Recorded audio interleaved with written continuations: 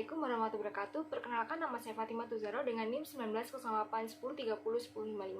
Nah, di sini saya akan mengajak teman-teman semua untuk belajar analisis laporan keuangan dari PT Central Food Indonesia Tbk. Sebelum menganalisis laporan keuangan dari PT Central Food Indonesia Tbk ini, alangkah baiknya saya akan menjelaskan profil perusahaan ini terlebih dahulu. Jadi PT Central Food Indonesia ini tergolong perusahaan manufaktur, sektor barang konsumen primer, subsektor makanan dan minuman, dan industri makanan dan olahan. Lalu PT Central Food ini berdiri sejak tanggal 28 Juni 2004. Saya akan menjelaskan tentang aktivitas operasi dan non-operasi.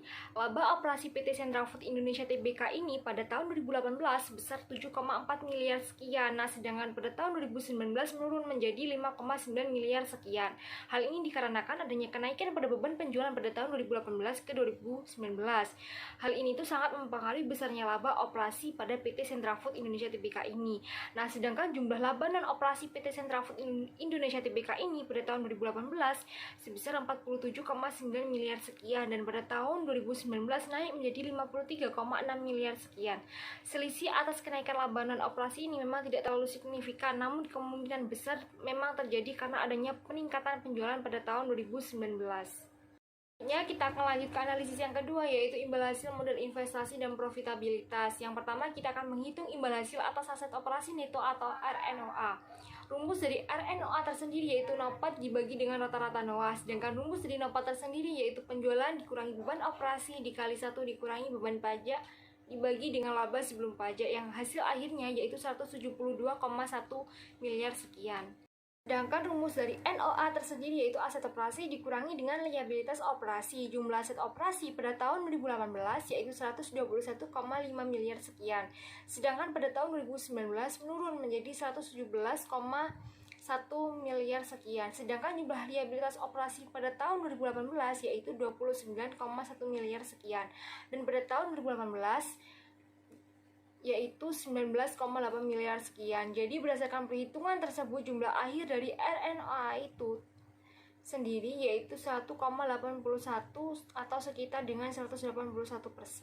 Dan pada imbal hasil atas ekuitas saham biasa, rumusnya adalah ROCE sama dengan laba neto dikurangi dividen saham preferen dibagi dengan rata-rata ekuitas saham biasa.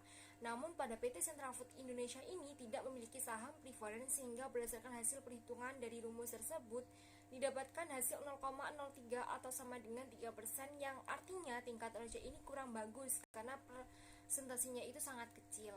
Sedangkan pada imbal hasil atas aset operasi neto yang dipengaruhi oleh leverage, RNOA sama dengan NOPAT dibagi penjualan dikali penjualan dibagi rata-rata OA dikali 1 ditambah OLIF.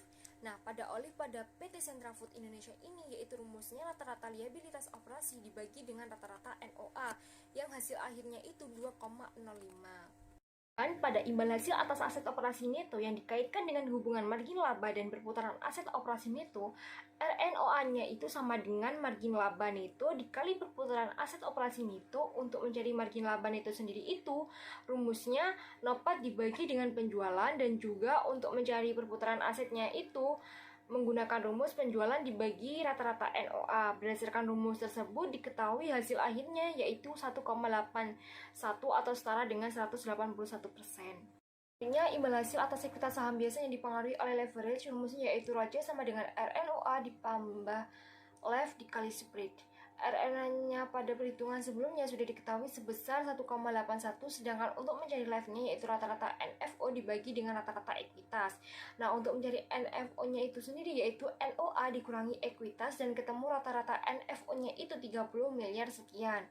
Sedangkan untuk mencari spread-nya yaitu RNOA dikurangi dengan NFR. Nah, NFR sendiri rumusnya NFE dibagi dengan rata-rata NFO, yang hasilnya itu 28,15. Jadi ROCE pada imbal hasil atas ekuitas saham biasa yang dipengaruhi leverage yaitu hasil akhirnya 1,84 atau 184%.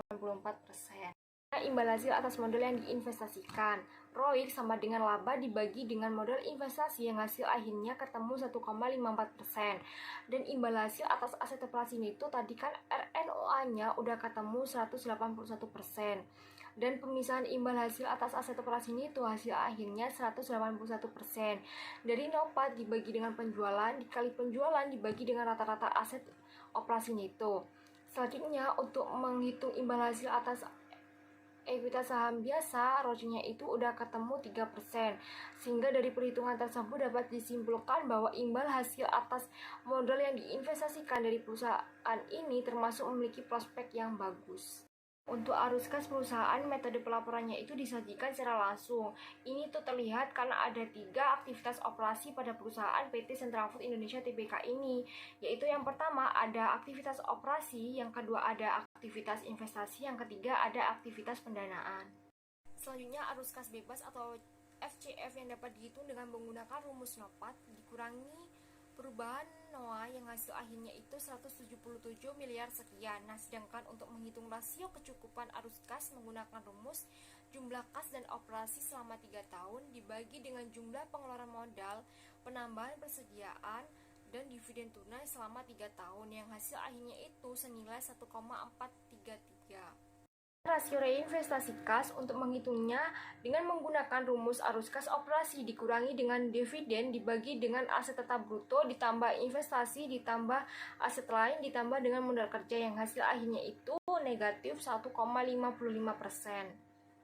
Sumber pendanaan PT Central Food Indonesia ini sumber pendanaan terbesar berasal dari jumlah ekuitas sebesar 74 miliar sekian.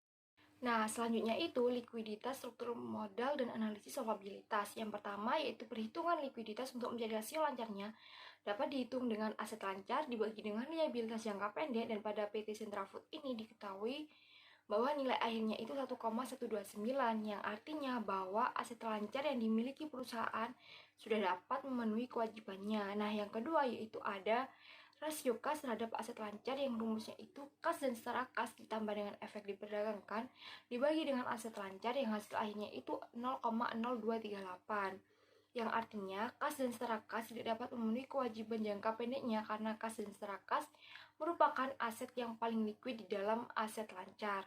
Nah, yang ketiga ada rasio kas terhadap liabilitas jangka pendek yang rumusnya itu kas dan setara kas ditambah dengan efek diperdagangkan dibagi dengan liabilitas jangka pendek yang hasil akhirnya itu 0,0269 yang berarti bahwa kas dan setara kas saja tidak mampu memenuhi kewajiban jangka pendeknya karena kas dan setara kas ini lebih kecil daripada liabilitas jangka pendeknya.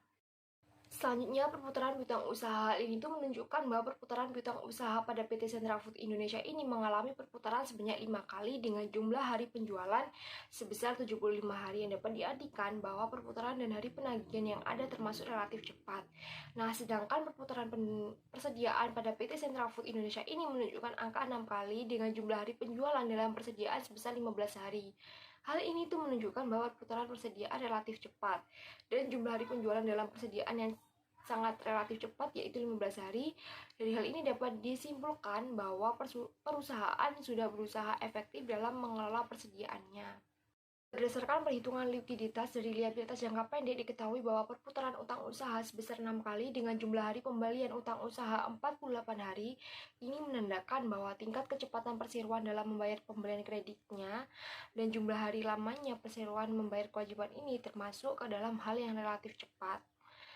Nah, sedangkan rasio cepat pada tahun 2019 memiliki nilai akhir sebesar 0,77 di mana ini tuh juga masih belum mencapai angka 1.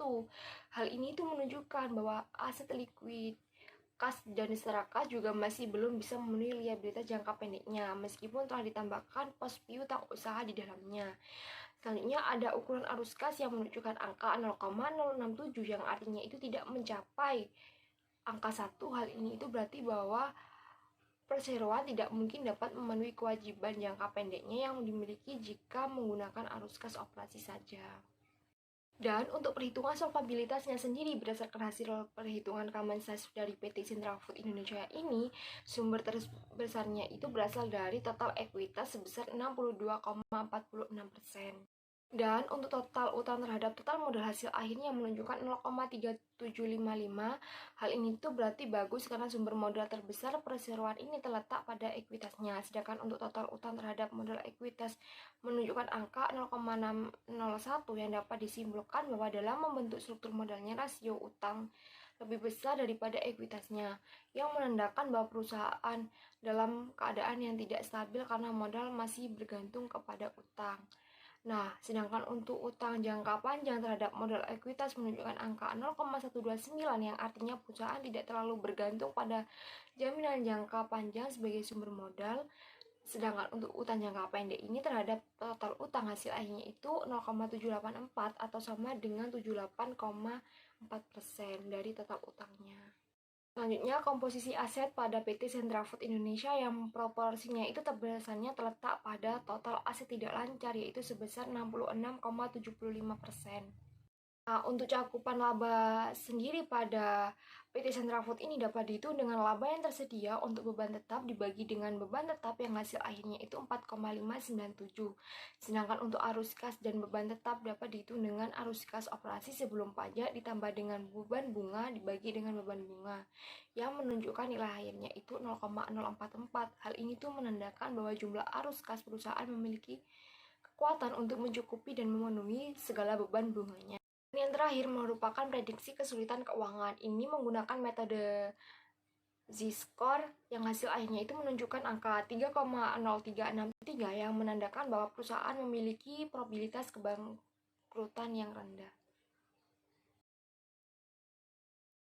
Ya, sesi belajar dalam menganalisis laporan keuangan dari PT Sentra Food Indonesia Tbk ini. Terima kasih atas perhatiannya. Assalamualaikum warahmatullahi wabarakatuh.